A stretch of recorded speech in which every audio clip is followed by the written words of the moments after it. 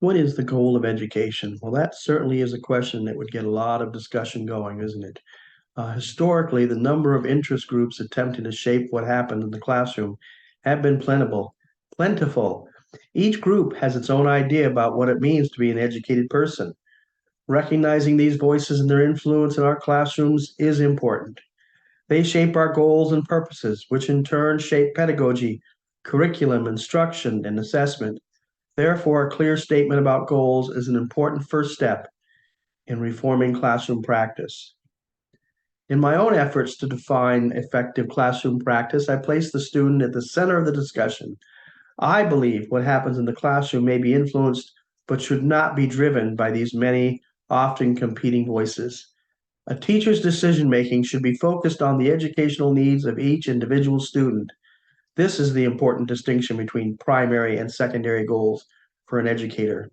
My primary goal is not to make good citizens, develop critical thinkers or critical consumers, affect social change through, quote, education, unquote, teach basic literacy or promote cultural literacy.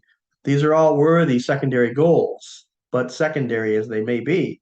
My primary goal as an educator is to cooperate with the student in the development and realization of that student's full potential. My primary goal is to help that student gain the knowledge, experience, and skills necessary to discover and develop a voice, the power of self expression, and the means of self actualization to grow in their own personhood. I use the word cooperate because this ought not to be a passive process. As Paul Ferreira's work so well exemplifies, a banking model of education, one in which the student is viewed as an empty bank account, only bankrupts student engagement and student achievement. Learning must be an active process, one in which the student is fully engaged. I further suggest it is possible to address the needs of a larger society by addressing the needs of individual students, because society is improved as each member finds voice. To this primary purpose, then I add secondary goals. And education involves understanding the connection between the past, the present, and the future.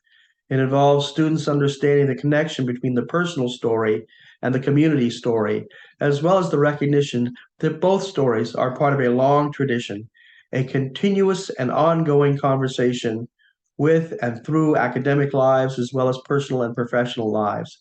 And education means students understand the connections between historical and cultural conversations and can participate in these conversations through multifaceted and multimodal literacies. Thanks for listening.